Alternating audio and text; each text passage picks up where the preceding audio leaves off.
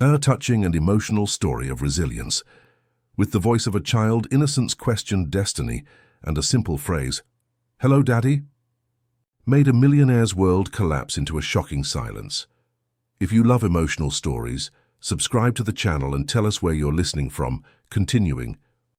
At the top of a glass tower on Wall Street, above the grey horizon of a metropolis in emotional collapse, lived a man people feared. Marcus Ashford, 42 years old, silver streaking through his dark hair, Italian suits that cost more than most people's cars, and eyes that never wavered. Cold, calculating, empty. Marcus wasn't just wealthy. He was an empire, the kind of man who turned millions into billions, who bought and sold companies like trading cards, who decided the fate of thousands of families with a single signature on pristine white paper.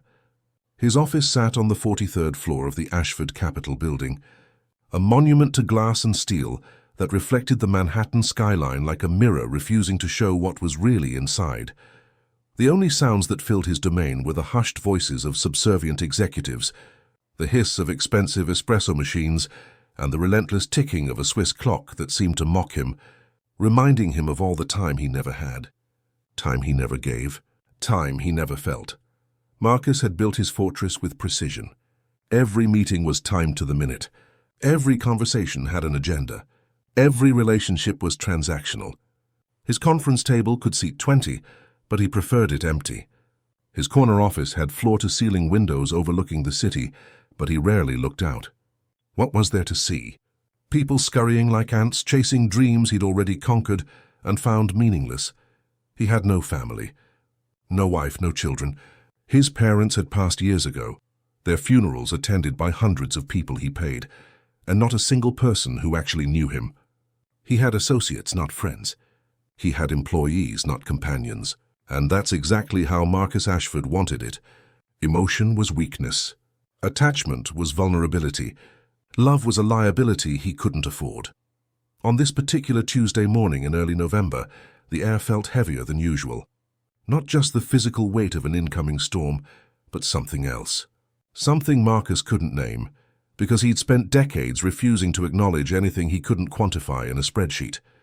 His assistant, Jennifer, a sharp woman in her 50s who'd learned long ago not to expect pleasantries, knocked twice on his door before entering. She never waited for permission anymore. Marcus appreciated efficiency. "Your 9 o'clock is here," she said, her voice crisp and professional. Viktor Kozlov and his associates. Marcus didn't look up from his computer screen, where red and green numbers danced in real time, representing fortunes being made and lost every second. "Conference room 2. I'll be there in 5 minutes. He specifically requested your office, Mr. Ashford. Said it was imperative." That made Marcus pause. His fingers stopped moving across the keyboard. Viktor Kozlov, a foreign investor with mysterious backing, impeccable credentials, and an opportunity that seemed too good to be true, which in Marcus's experience usually meant it was. But the numbers didn't lie. The projections were solid. The contracts were airtight. Or so they appeared. "Fine," Marcus said, closing his laptop with a decisive click. "Send them in." Viktor Kozlov entered like he owned the place. Tall mid-50s, with the kind of European elegance that came from old money and older secrets. His smile was warm, but his eyes were calculating in a way that mirrored Marcus's own. Two predators circling each other, each convinced they were the hunter. "Marcus," Viktor said, extending his hand. His accent was slight, polished by years of international business. "Thank you for seeing me on such short notice." They shook hands. Marcus noted the firm grip, the expensive watch, the subtle scent of cologne that probably cost $500 an ounce. Every detail was calculated. Every gesture was performed. "You said you had new information about the merger," Marcus said, gesturing to the chairs facing his desk. He didn't offer coffee. This wasn't a social call. Indeed. Viktor settled into the chair with the ease of someone accustomed to wealth. "But first I must know, are you a man who trusts his instincts, Marcus? Or do you only trust numbers?" It was a strange question. A personal question. Marcus didn't do personal. "Numbers don't lie," Marcus replied flatly. "Ah, but they can be manipulated, arranged, made to tell whatever story the storyteller wishes. Victor leaned forward slightly. This deal we're discussing, this international acquisition that could double your portfolio overnight, it requires trust, a leap of faith, you might say. Something in Marcus's gut twisted. It was an unfamiliar sensation, one he'd trained himself to ignore. Instinct was for people who couldn't analyze data. Gut feelings were for those who didn't have sophisticated algorithms. But still, something felt wrong. I've reviewed every document, Marcus said carefully. My legal team has spent weeks on due diligence. The numbers are sound. Of course they are, Victor said, his smile widening just slightly. I wouldn't insult you with anything less than perfection. The question is, will you sign? Before Marcus could respond, his desk phone rang. The direct line. Only 3 people had that number, and all of them knew better than to call during a meeting unless it was an emergency. Excuse me, Marcus said, reaching for the phone. But Victor stood abruptly. I'll give you privacy, he said smoothly. This decision deserves your full attention. I'll be in touch by end of day for your answer, yes? Marcus nodded curtly, watching as Victor swept out of the office with the confidence of a man who already knew the answer he'd receive. The door clicked shut, and Marcus lifted the phone to his ear. This better be important, he growled. Mr. Ashford, his head of security, James Mitchell, former FBI agent, and the closest thing Marcus had to someone he trusted, spoke quickly. We've detected unusual activity in your accounts. Nothing major yet, but movements we didn't authorize. Small transfers, almost invisible.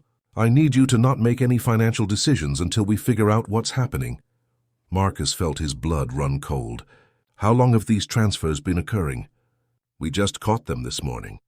Could have been going on for weeks. Maybe months, James paused. Sir, I think someone inside has access they shouldn't have. The implications hit Marcus like a physical blow. He'd been so focused on Victor's deal, so consumed with the projections and possibilities, that he'd missed something happening right under his nose. In his own company, with his own money. Lock it down, Marcus ordered. Every account, every authorization. I want a full audit and I want it yesterday. Already in progress. But Marcus, James rarely used his first name. Be careful who you trust right now. This level of access, this kind of sophistication, is not some external hacker. This is someone who knows your systems. Someone close? Marcus ended the call and stood at his window, looking out over Manhattan without really seeing it. 43 floors below, people moved through their lives, unaware that above them, an empire was beginning to crack. Not from external pressure, but from rot within. He'd built everything on the belief that if you removed emotion, if you eliminated human weakness, if you reduced everything to numbers and logic, you'd be untouchable, invincible, safe. But safety was an illusion, and he was just beginning to understand that. What Marcus didn't know, what he couldn't possibly know as he stood there in his glass tower, was that his entire world was about to be shattered by the most unlikely force imaginable. A child. On the floor below, in the gleaming hallways that Marcus rarely walked because he took private elevators directly to his office, a woman named Carmen Rodriguez pushed a cleaning cart with practiced efficiency. 41 years old, thick dark hair pulled back in a practical bun, wearing the navy blue uniform of the building's janitorial service, she was invisible. One of dozens of workers who cleaned up after the wealthy and powerful, who erased the evidence of their presence so they could pretend their world was naturally pristine. Carmen had worked in this building for 6 years. She knew which executives left half-eaten lunches in their trash cans, which ones had secret bottles of whiskey in their desk drawers, which ones stayed late on Fridays citing work, while their wedding rings sat in their jacket pockets. She knew everything and said nothing.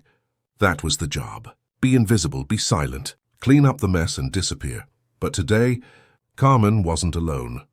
Sitting on the floor in the corner of the 42nd floor break room, a small girl drew pictures with colored pencils on the back of discarded printer paper. Elena Rodriguez, 8 years old, with her mother's dark hair and eyes that seemed too old, too observant for someone so young.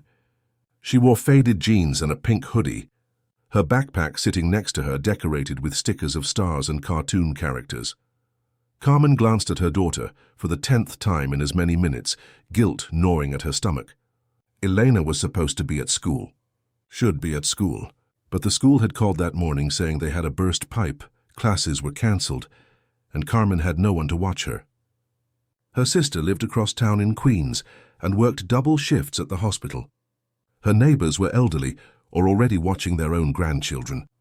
And Carmen couldn't afford to miss a day of work, not with rent due next week and Elena needing new winter boots before the snow came.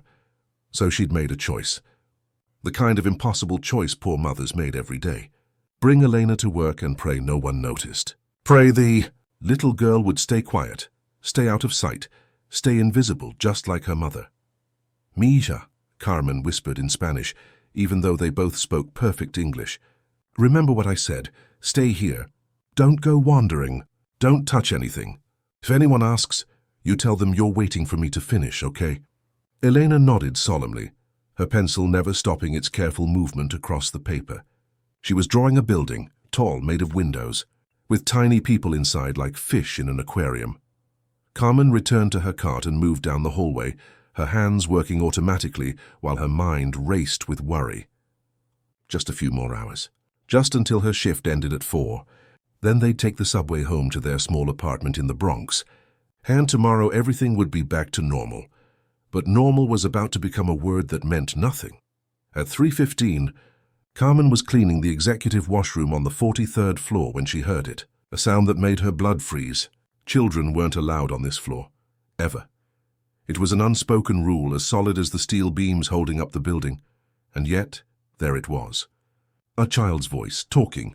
Carmen dropped her cleaning supplies and ran, her heart pounding so hard she thought it might burst from her chest. She turned the corner and stopped dead.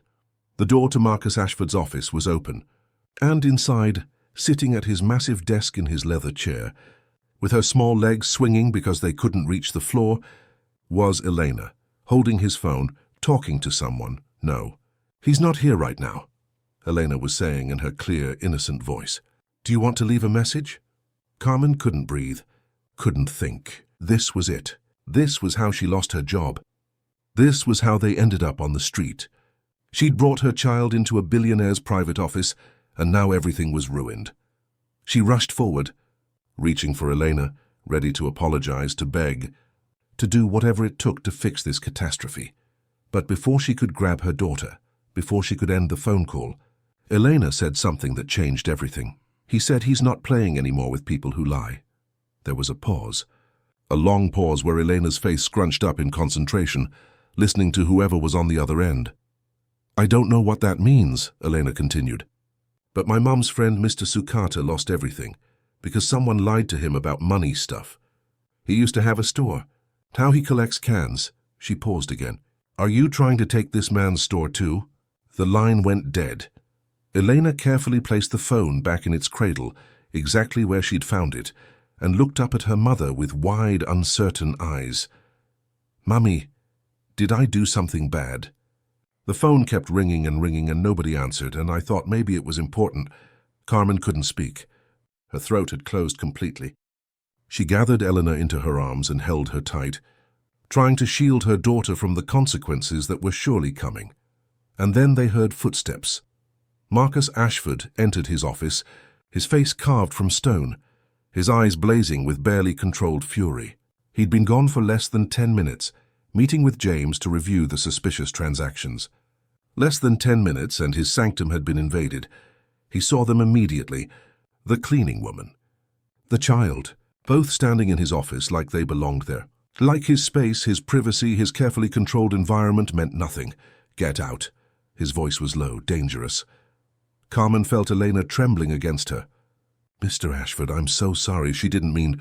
I don't care what she meant. I don't care why she's here. I care that you violated every protocol of this building. You're fired. Both of you out, now. Please, Carmen whispered, her accent thickening with emotion. Please, I need this job. My daughter, she had nowhere to go today. The school. Not my problem, Marcus cut her off. He pointed to the door. Security will escort you out. You'll receive your final paycheck by mail. He reached for his desk phone to call security, and that's when Elena spoke. You were going to say yes, weren't you? Marcus froze, his hand hovering over the phone. What? Elena stepped slightly away from her mother, her small face serious in a way that seemed impossible for an 8-year-old, to the man who called. The one with the accent. He wanted you to say yes to something, and you were going to do it. How could you possibly? Because he sounded like the man who tricked Mr. Sukata, Elena said simply. Nice voice. Fancy words, but wrong underneath. Like candy with poison inside. Marcus stared at this child, this impossible, inexplicable child, and something in his carefully constructed world shifted. Just slightly. Just enough to let a crack of light through. Who, he said slowly, is Mr. Sukata? And so Elena told him. About the man in their neighborhood in the Bronx. The one everyone called Sukata, because he collected scrap metal now. About how he used to own a small auto repair shop. How a fancy businessman in an expensive suit had come with promises of expansion, of franchising, of making him rich. About how Mr. Sukata had signed papers he didn't fully understand. How the money had disappeared. How the shop had been taken. How he'd lost everything, and now lived in a room above a bodega and spent his days pushing a shopping cart full of aluminum cans. He drinks now, Eleanor said quietly. My mom says he's trying to forget, but I don't think you can forget losing everything. Marcus lowered his hand from the phone. He walked slowly to his desk and sat down, looking at this little girl who'd just described in simple terms exactly the kind of predatory deal he'd built his fortune on. He'd done it to others. Cleaned them out, taken everything, all legal, all justified by the numbers, and now someone was doing it to him. The man who called, Marcus said carefully. What exactly did he say? Elena thought for a moment. He asked if you were there. I said no. He asked when you'd be back. I said I didn't know. Then he said something about the deal of a lifetime and time was running out. That's when I remembered Mr. Sukata, because those are the exact same words the man said to him. Marcus felt something he hadn't felt in 20 years, fear, real, genuine fear. Then what happened? I told him you weren't playing with liars anymore, Elena said, and I asked if he was trying to take your store too. He got really quiet. Then he hung up. Carmen was crying silently now, tears streaming down her face, certain that every word her daughter spoke was sealing their fate more completely. But Marcus wasn't angry anymore. He was thinking, calculating, seeing patterns he'd been too focused to notice before. The suspicious transfers James had found. Victor's sudden insistence on meeting today, on getting an answer by end of day. The almost aggressive perfection of the deal documents. The pressure. The timeline. The too good to be true numbers. It was all there. All the warning signs. And he'd been so consumed with winning, with growing his empire, that he'd missed them. An 8-year-old girl had seen what he couldn't. Marcus looked at Carmen, then at Elena, then back at Carmen. How long have you worked here? 6 years, Mr. Ashford, Carmen whispered. And in 6 years have I ever spoken to you? Acknowledged you? Learned your name? Carmen shook her head slowly. No, Marcus said softly. Of course not. Because you were invisible to me, just like everyone else who doesn't serve my immediate needs. He paused, and for the first time in decades allowed himself to feel the weight of that truth. Your daughter just saved me from making the biggest mistake of my life, and I was about to fire you both. He stood and walked to the window, his back to them, his reflection ghostly in the glass. What's your daughter's name? He asked. Elena, Carmen said, her voice barely audible. Elena, Marcus repeated. He turned around. Eleanor, do you draw? The little girl nodded, confused by the sudden shift in his tone. Show me. Elena looked at her mother, who nodded, still terrified but less certain now of what was happening. The girl reached into her backpack and pulled out the picture she'd been working on. The building made of windows. The tiny people inside. Marcus took the drawing and studied it. It was remarkably detailed for a child's work. Each window had a person. Each person had a face. And at the top, alone in the biggest window, was a man with no face at all. Just an empty space where features should be. Is that me? Marcus asked, pointing to the empty face. I didn't know what you looked like, Elena said honestly. Mommy never sees you. She just cleans up after you. So I drew the space where you should be. Marcus felt something crack inside his chest. Something he'd built over years of careful emotional architecture. A wall, a defense, a lie he'd told himself about who he was and what mattered. You're not fired, he said suddenly. Either of you. In fact, I need you both to stay, Mr. Ashford. Carmen's voice was filled with confusion. That phone call your daughter intercepted, it may have just saved my company, but it also put you both in danger. He moved back to his desk and picked up his phone. James, come to my office now, and bring the files on the Kozlov deal. He looked at Elena and Carmen, and for the first time in longer than he could remember, Marcus Ashford made a decision based not on numbers or logic or profit margins, but on something far more basic: responsibility. Someone very dangerous just found out that their plan was interrupted by a little girl. Answering my phone, Marcus said quietly. And people like that don't forgive. They don't forget. They eliminate problems. Carmen pulled Elena closer, her face going pale. Which means, Marcus continued, his voice hardening with determination, we have work to do. Because nobody threatens a child. Not on my watch. Not anymore. And in that moment, in that glass office high above Manhattan, 3 lives collided and intertwined in ways none of them could have predicted. The billionaire who'd built his empire on emotional distance, the cleaning woman who'd spent years being invisible, and the 8-year-old girl who'd just answered a phone and changed everything. The clock on Marcus's wall ticked steadily forward, marking time that suddenly felt different. Felt meaningful, felt urgent, because somewhere in the city below, Victor Kozlov was making a phone call of his own. And the message he was delivering was simple and terrifying. The child had to be silenced, and anyone who stood in the way would fall with her. James Mitchell arrived at Marcus's office within 3 minutes, carrying a leather briefcase and wearing the expression of a man who'd seen too much darkness in his life to be surprised by anything. Former FBI, 15 years tracking financial crimes and organized syndicates, before Marcus had hired him away with a salary that could buy silence and loyalty in equal measure. He was 51, built like someone who still ran every morning, and had eyes that missed nothing. He stopped short when he saw Carmen and Elena. "Boss, we need to talk privately," James said, his voice careful. "They stay," Marcus replied firmly. "This concerns them now." James's jaw tightened, but he nodded. He'd worked for Marcus long enough to recognize when arguing was pointless. He moved to the desk and opened his briefcase, spreading out documents with practiced efficiency. "The transfers I mentioned, they're more sophisticated than I initially thought. Someone's been siphoning small amounts, 50,000 here, 75,000 there. Nothing big enough to trigger immediate alerts. But over the past 4 months," he pointed to a spreadsheet covered in red circles, "we're looking at close to $8 million, Carmen gasped softly. Eleanor's eyes went wide. To them, $8 million wasn't just money. It was an impossible number, a lifetime of numbers. Marcus's face remained impassive, but his hands clenched into fists. Where did it go? That's the interesting part. Ghost accounts, offshore holdings, shell companies. Whoever set this up knew exactly how to navigate financial regulations. They knew your security protocols, your authorization codes." James paused, and when he spoke again, his voice was grave. "Marcus, this is internal. Has to be. Someone in your inner circle." "My lawyer," Marcus said quietly. "Thomas Bradford." James looked up sharply.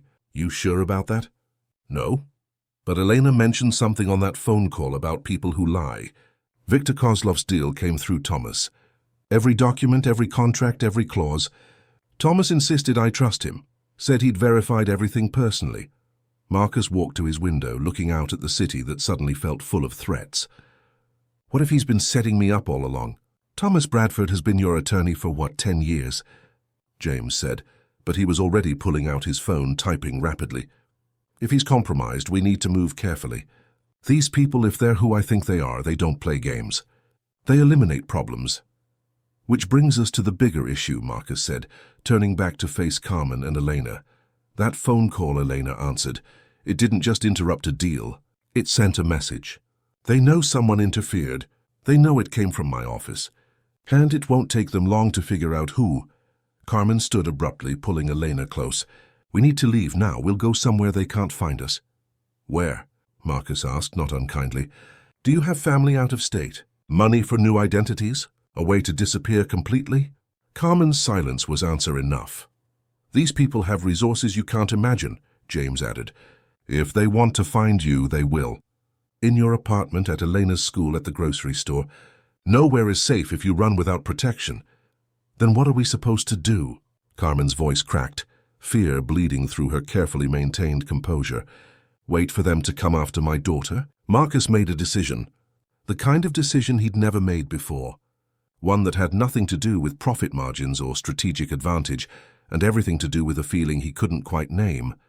Responsibility, protection, maybe even something close to caring. You're staying with me, he said. Both of you. My penthouse has security that would make the White House jealous. Cameras, guards, biometric locks. They can't touch you there. Mr. Ashford, we can't, Carmen began. You can and you will, Marcus interrupted. This is my fault. My greed, my blindness, my willingness to ignore warning signs, because I wanted the win. Your daughter paid attention when I didn't. She saw the danger I couldn't see. The least I can do is keep her safe. Elena looked up at Marcus with those two old eyes. Are you scared? The question hit Marcus like a physical blow. No one had asked him that in decades. No one dared. Yes, he admitted, and the honesty felt strange in his mouth. I am. Good, Elena said simply. Scared means you're paying attention now. James watched this exchange with barely concealed surprise. In all his years working for Marcus Ashford, he'd never heard the man admit fear, never seen him connect with anyone on a human level. Something was shifting here, something fundamental. I'll make the arrangements, James said, snapping back to business mode. But Marcus, if we're doing this, we're doing it right. Full protection detail. No exceptions. That means you too. No more solo trips, no more walking around like you're untouchable. Agreed, Marcus said. Then he looked at Carmen. Pack whatever you need from your apartment. James will send a security team with you. Bring clothes, documents, anything important. Consider my place home for the foreseeable future.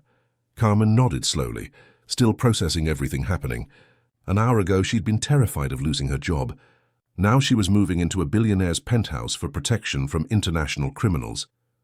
Life moved fast at the top of the world. Dangerously fast. The move happened quickly. Within 2 hours, Carmen and Eleanor were in Marcus's penthouse on the Upper East Side, a sprawling space of modern furniture, abstract art, and windows that looked out over Central Park. It was beautiful in a cold way, like a museum exhibit titled, How Rich People Live. Eleanor walked through the rooms with quiet wonder, touching things gently as if they might break, or as if she might break them. The marble counters, the leather sofas, the grand piano in the corner that Marcus admitted he'd never learned to play. Why do you have it then? Elena asked. Because it looks impressive, Marcus replied, then paused, hearing how hollow that sounded. That's a terrible reason, isn't it?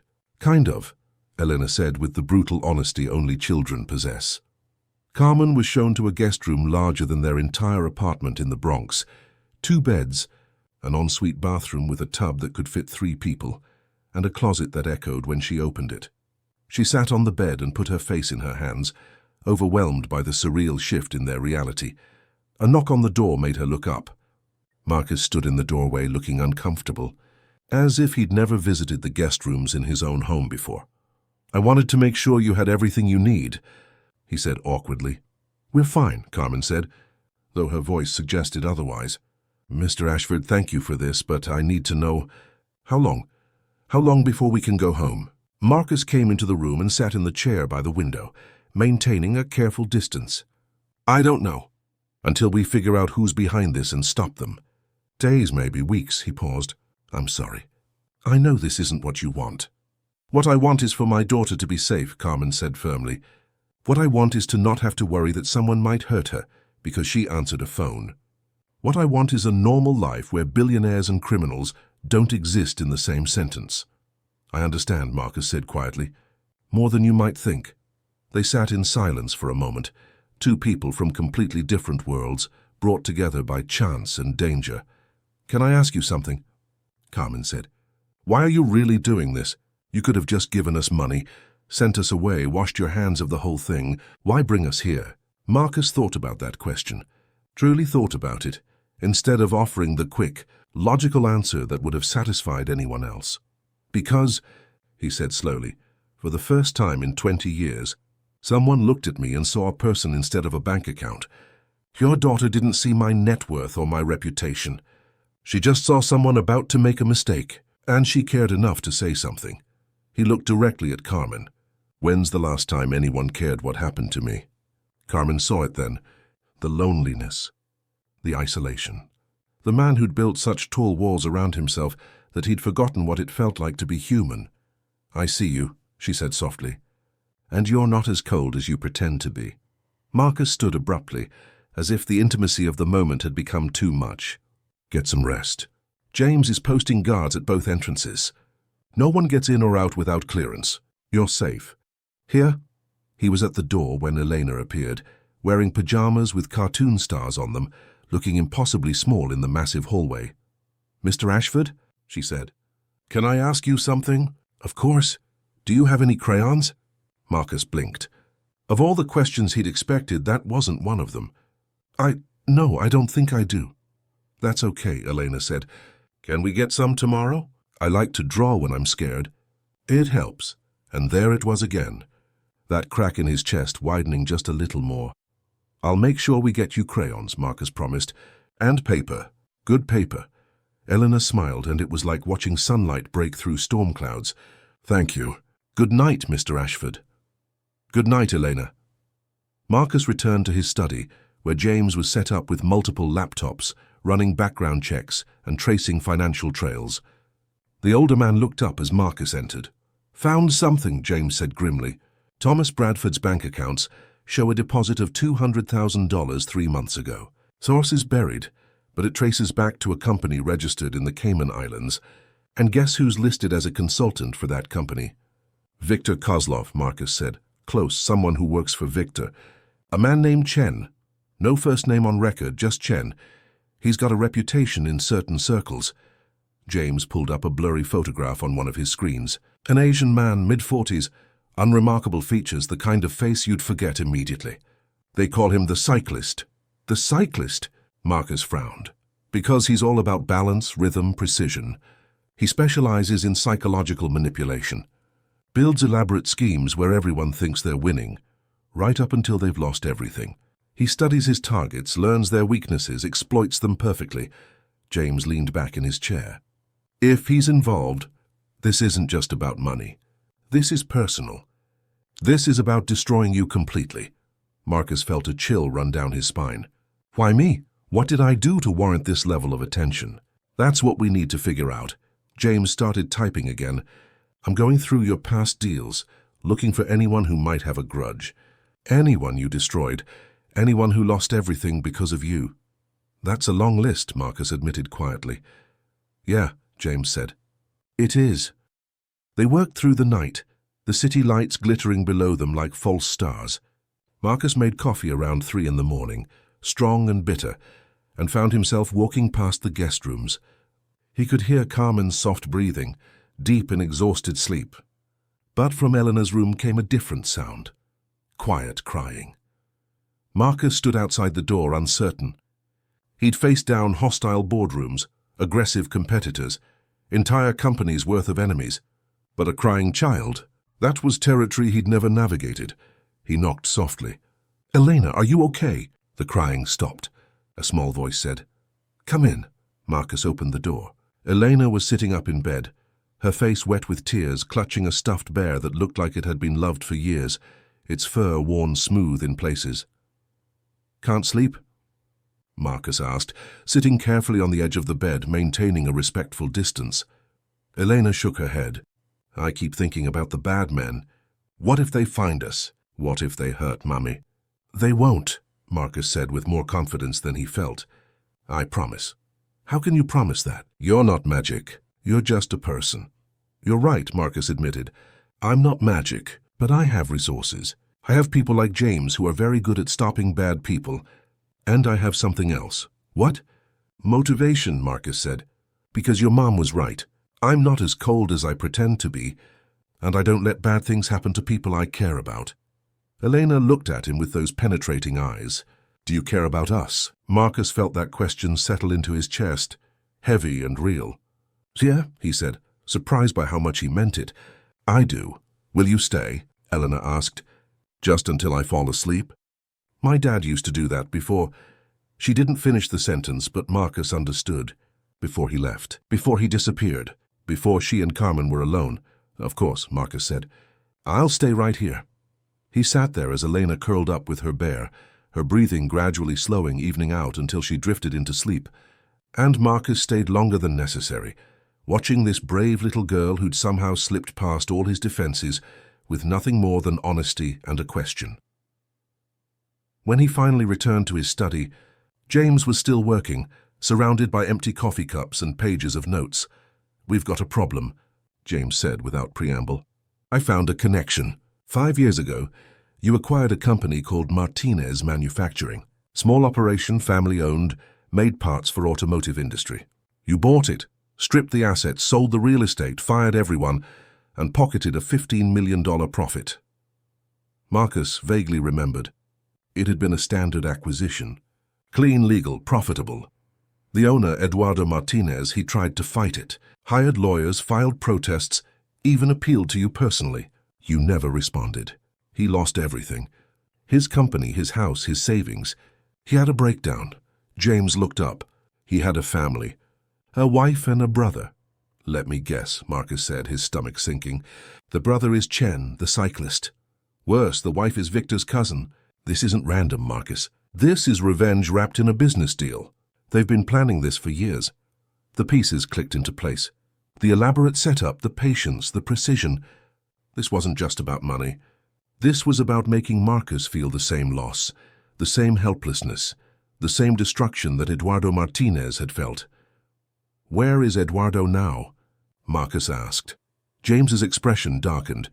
"Dead, suicide 2 years ago. Jumped off a bridge in Philadelphia." The weight of that information settled over Marcus like a physical burden. A man had died because of a deal Marcus barely remembered. A deal that was just numbers on a spreadsheet to him, but someone's entire life to Eduardo Martinez. "We need to move faster," Marcus said, his voice hard. "They're not going to wait. If this is about revenge, they'll want to see me suffer. And the best way to do that is to go after what you care about," James finished, "which used to be nothing, but now." They both looked toward the guest wing where Carmen and Elena slept, unaware of just how deep the danger ran. "We protect them," Marcus said firmly, "whatever it takes." But even as he said it, Marcus knew that protection might not be enough, because Chen wasn't just coming for his money or his company. He was coming for his soul, and the only weapons Marcus had were resources, intelligence, and one thing he'd never had before, something worth fighting for.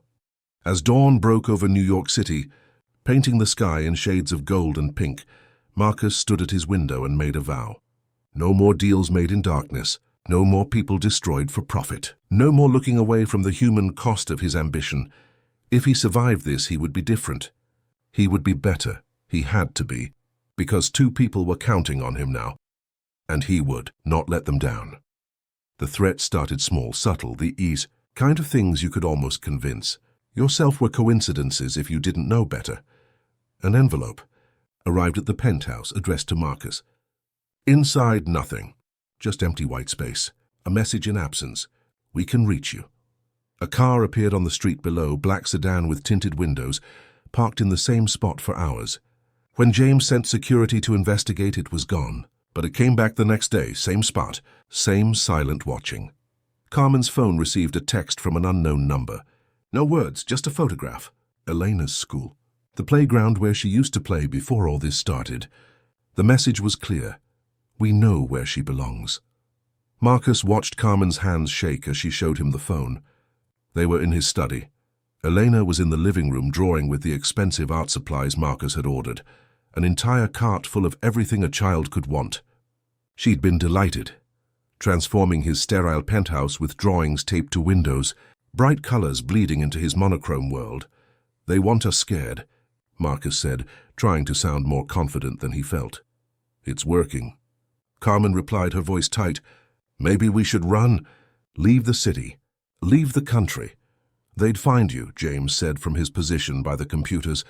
He'd barely left the penthouse in 3 days, running down leads, making calls to old FBI contacts, building a case against Chen and Victor. These people have patience and resources. Running just delays the inevitable. "Then what do we do?" Carmen demanded, her composure finally cracking. "Wait here while they circle closer?" Wait until they decide to stop playing and actually hurt someone. Marcus wanted to give her a better answer. He wanted to promise that everything would be okay, that he'd protect them, that his money and power could solve this like they'd solved everything else in his life. But the truth was, he was in unfamiliar territory. This wasn't a business negotiation. This wasn't something he could win with spreadsheets and strategy. This was personal, human, dangerous in ways he'd never experienced. The call came that afternoon. Marcus's private cell phone, a number only a handful of people had. He looked at James, who nodded and activated the recording equipment they'd set up. Marcus answered. "Yes, Mr. Ashford." The voice was cultured, calm with just a hint of an accent that could have been from anywhere. "Chen, I believe we have matters to discuss. I have nothing to discuss with you."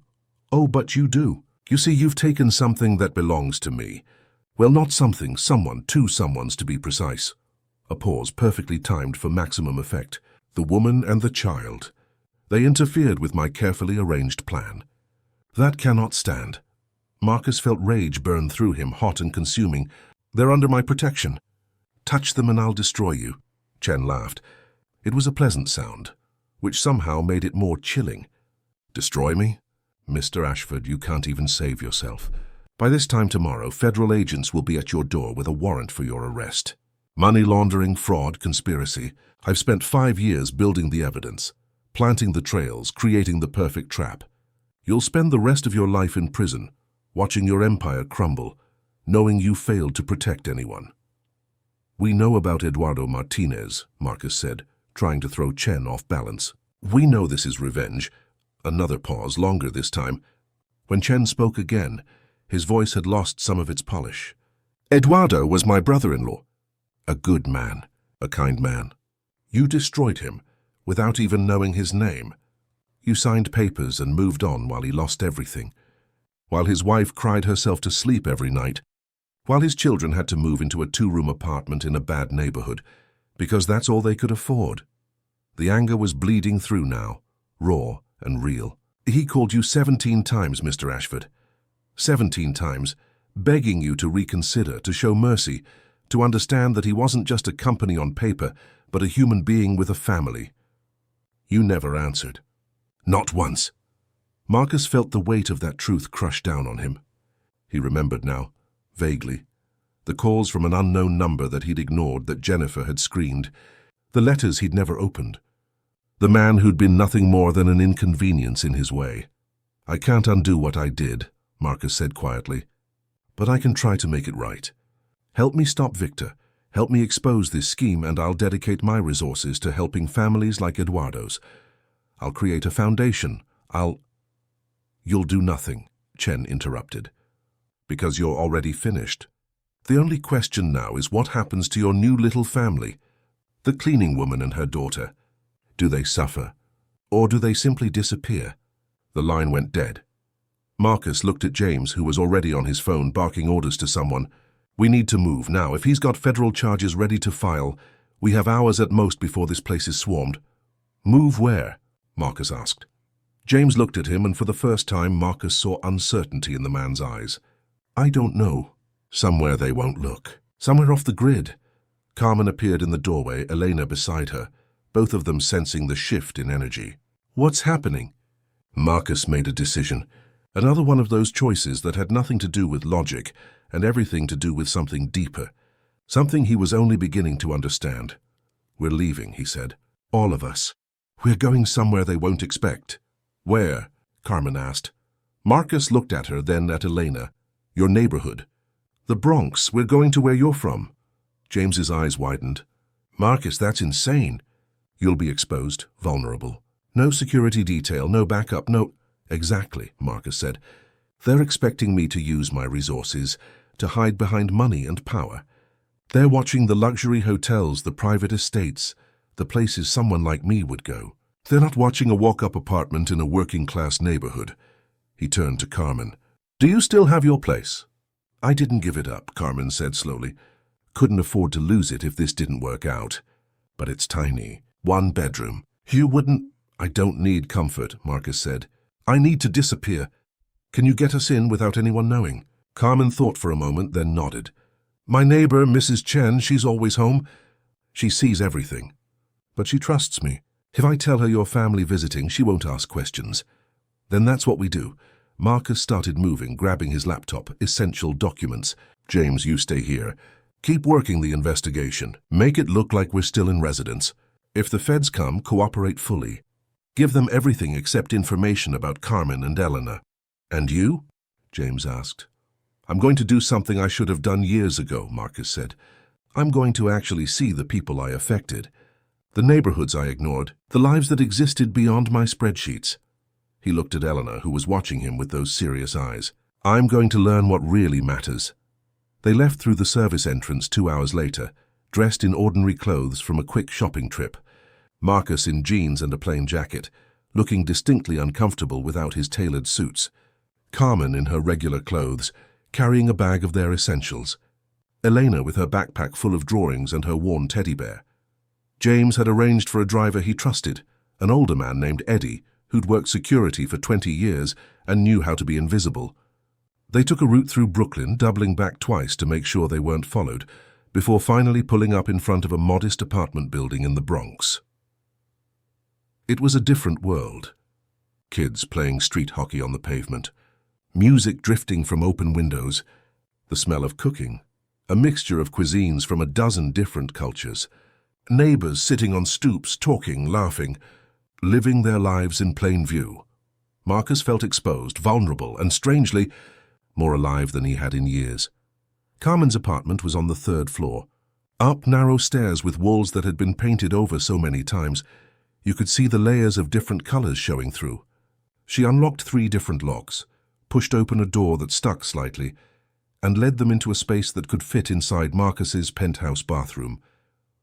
One small bedroom with a double bed. A living room with a couch that had seen better days, a TV that was at least 10 years old. Her kitchen barely big enough for one person to move around in, with appliances that were older than Elena. But it was clean, neat, and it felt like home in a way Marcus's penthouse never had. "Mommy!" Elena ran to the window, looking out at the street with joy. "Can I go play with Sarah and Miguel?" "Not today, Mika," Carmen said gently. "We need to stay inside for now." Elena's face fell, but she nodded, understanding that something serious was happening, even if she didn't know all the details.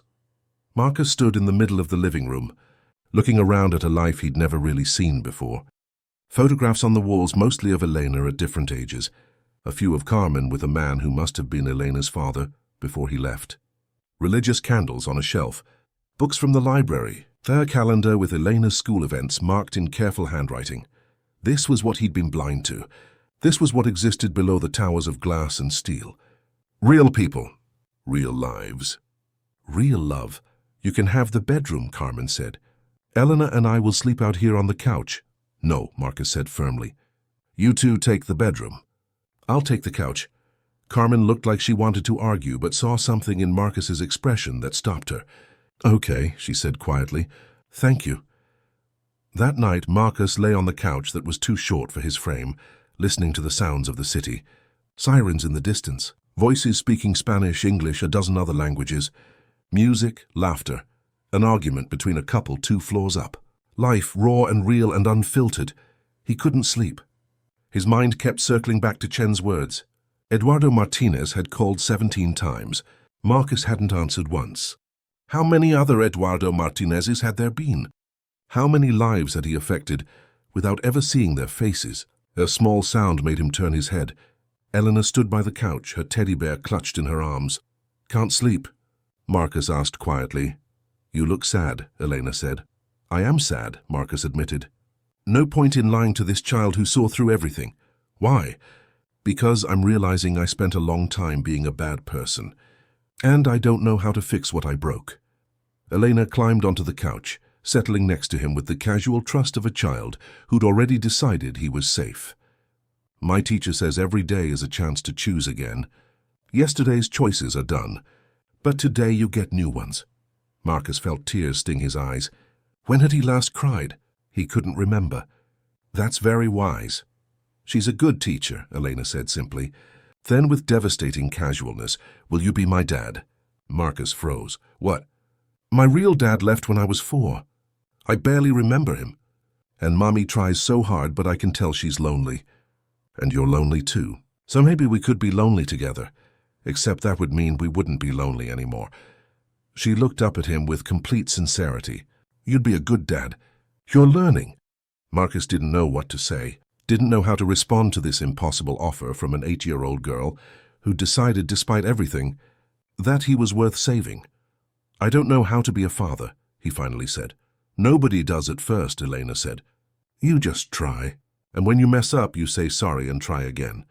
That's what love is. Love. The word hung in the air between them, terrifying and beautiful. I'll try, Marcus whispered. I'll try to be worthy of that. Elena smiled and curled up against him, her small body warm and trusting. Within minutes, she was asleep, and Marcus sat there, afraid to move, afraid to break this moment, this gift he'd been given. Carmen appeared in the doorway of the bedroom, watching them. She didn't say anything, but her eyes were wet with tears. The next morning, everything changed again. James called Marcus's burner phone, his voice tight with urgency. They filed the charges. Federal agents raided the penthouse an hour ago. They have a warrant for your arrest. Marcus, you're officially a fugitive. Marcus felt the walls closing in. How bad? Bad, they're calling you the architect of a massive fraud scheme. They have documents, email trails, bank records. It's all fabricated, but it's convincing. The media is everywhere. Your face is on every news channel. A pause. They're offering a reward for information on your whereabouts. How much time do we have? If you're lucky, a day or two before someone recognizes you. If you're not lucky, hours. Marcus ended the call and looked at Carmen, who'd heard enough to understand the situation. We'll figure this out, she said, and there was steel in her voice, a strength he hadn't fully appreciated before. This was a woman who'd survived on her own, raised a child in a city that didn't make it easy, worked jobs that made her invisible while maintaining her dignity and grace.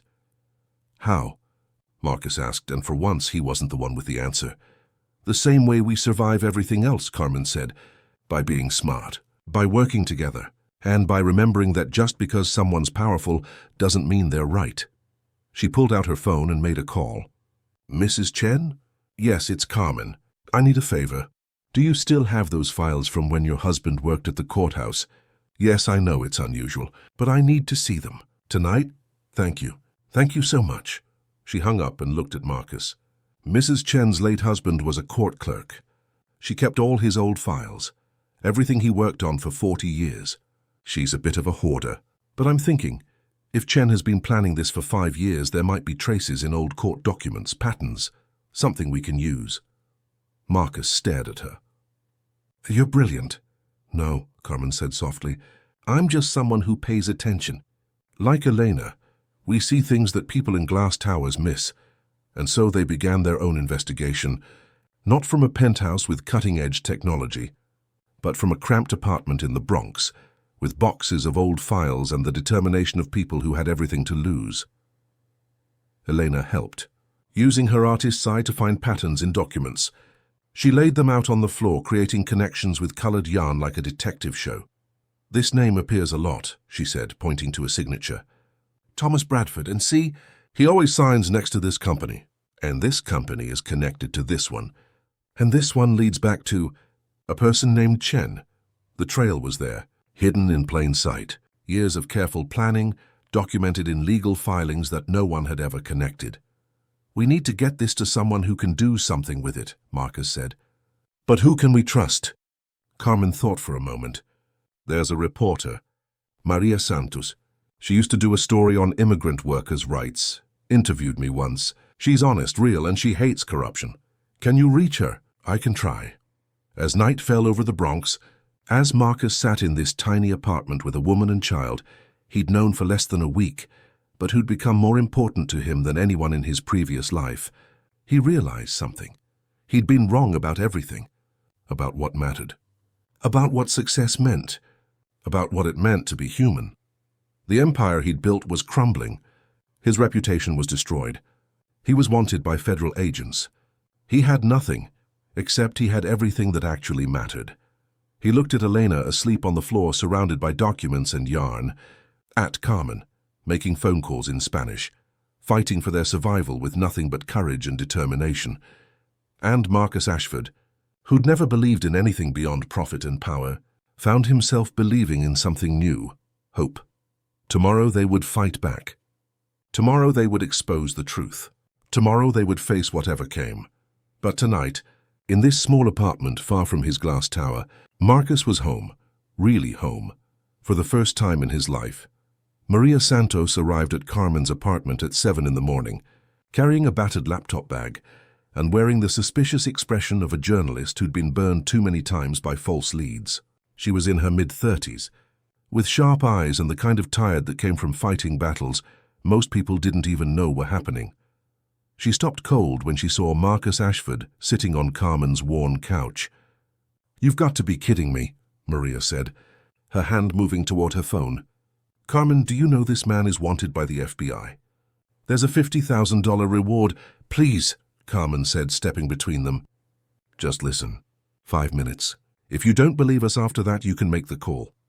Maria looked at Carmen, someone she'd interviewed years ago and remembered as honest, hard-working, and fiercely protective of her daughter.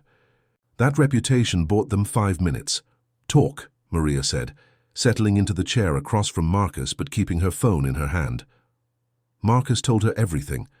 About Victor, about Chen, about Eduardo Martinez and the revenge plot years in the making, about the fabricated evidence, the setup, the conspiracy designed to destroy him completely, and most importantly, about the documents Elena had helped organize, showing the patterns of fraud that went far beyond just Marcus.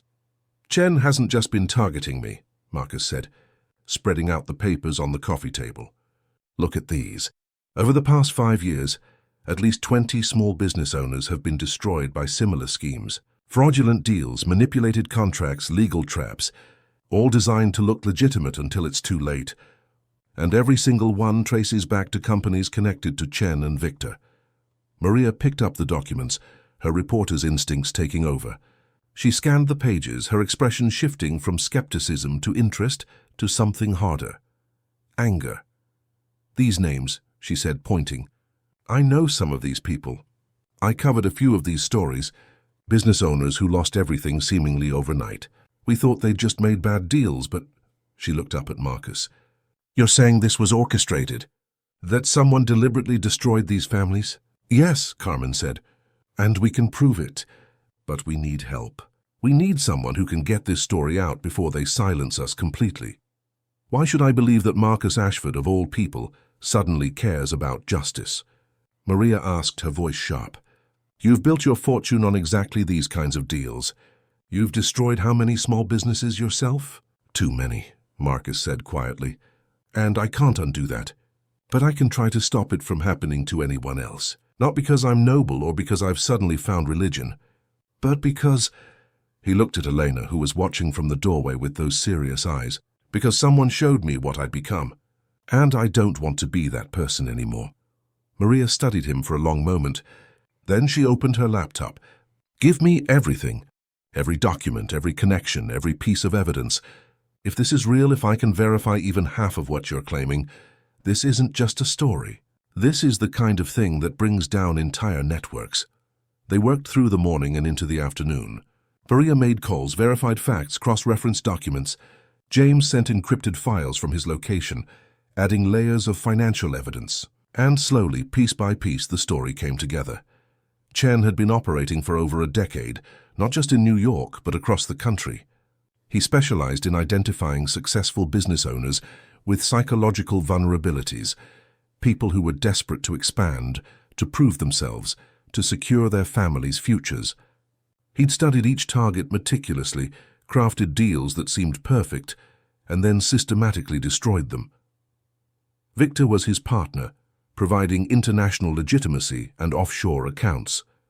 And Thomas Bradford, Marcus's own lawyer, had been feeding them information for years, providing access to Marcus's systems and setting up the final, largest score. "But why go after you so elaborately?" Maria asked Marcus. "Why not just drain your accounts and disappear?" "Because Eduardo Martinez was family," Marcus said. "This wasn't just about money for Chen. It was about making me suffer the way Eduardo suffered, making me lose everything while watching it happen. knowing I was powerless to stop it. Revenge, Maria said softly. The oldest motive, and the most dangerous, added James over the phone, which they had on speaker, because people seeking revenge don't think rationally. They take risks, make mistakes, which means they're unpredictable. As if summoned by those words, Carmen's phone buzzed. An unknown number. She answered on speaker, her hand shaking slightly. Mrs. Rodriguez, Chen's voice was calm, almost friendly. I know Mr. Ashford is with you. I know you're building some sort of case, and I want you to understand something. It doesn't matter. I've spent 5 years creating an airtight narrative. When the federal agents find Marcus, and they will find him, everything you've discovered will be dismissed as the desperate fabrications of a guilty man. We have proof, Carmen said, her voice stronger than her trembling hands suggested. We have documents connecting you to dozens of fraud cases. Do you? Chen asked. Or do you have carefully planted evidence designed to make you think you have proof? How do you know I didn't want you to find those documents? How do you know I didn't lead you exactly where I wanted you to go? The question hung in the air like poison. Could they trust anything they'd found? Or had Chen anticipated every move, planned for every possibility? There's one thing you didn't plan for, Elena said suddenly, moving to stand next to her mother. She was holding a piece of paper, one of her drawings. And what's that, little girl? Chen asked, and there was something cold in his voice now. Me, Elena said simply. When I answered the phone that day, when I told you Mr. Ashford wasn't playing with liars anymore, you said something before you hung up. You said Eduardo would have approved. I remembered because it was a weird thing to say, and I drew what I saw on the computer screen behind you when the video connected for just a second. She held up the drawing. It showed a man at a desk, and behind him, a wall with photographs. And in those photographs, clear as day in Elena's detailed artistic rendering, were faces. Eduardo Martinez, Victor, Thomas Bradford, and in the center a larger photograph of a building. The Martinez Manufacturing Building, James said over the phone, his voice sharp with excitement. Before it was demolished. I recognize it from the case files. You kept trophies, Marcus said, understanding flooding through him, like a serial killer. You kept photographs of your victims, physical evidence in your workspace. The silence on the other end of the phone was answer enough. Where are you calling from, Chen? Maria asked, her fingers flying across her keyboard. Because I'm betting you're not as careful as you think. And every call can be traced. The line went dead. Got it, James said triumphantly. Signal bounced through 3 towers, but the origin point is a building in Midtown. I'm sending the address now. And I'm sending it to my contacts at the FBI. The real ones, not the ones Thomas Bradford has been manipulating. Things moved quickly after that. Maria published her story online, complete with scanned documents and Elena's drawing. Within an hour, it had been picked up by major news outlets. Within 2 hours, federal agents were raiding Chen's office, finding exactly what Elena had drawn. A wall of photographs, a shrine to his destroyed victims, hand-detailed files on every scheme he'd ever run. Thomas Bradford was arrested, trying to board a flight to the Cayman Islands. Victor Kozlov disappeared, but international authorities were alerted and searching. And Chen himself was found in his office, sitting calmly behind his desk, waiting. He wanted to be caught, one of the agents told James later. He'd accomplished what he set out to do. Destroy Marcus Ashford's reputation, even if he couldn't destroy his life. The fraud charges, the media coverage, the public humiliation. To him, that was enough. But Chen had miscalculated, because the story that went viral wasn't about Marcus Ashford's fall from grace. It was about a billionaire who'd recognized his own mistakes, a cleaning woman who'd shown courage beyond measure, and an 8-year-old girl whose observation and honesty had brought down an entire criminal network. Marcus was cleared of all charges within a week. The evidence of fabrication was overwhelming, but clearing his name legally didn't clear his conscience. He knew what he'd been, what he'd done. The Eduardo Martinezes of the world, whose calls he'd never answered. So he made a different choice.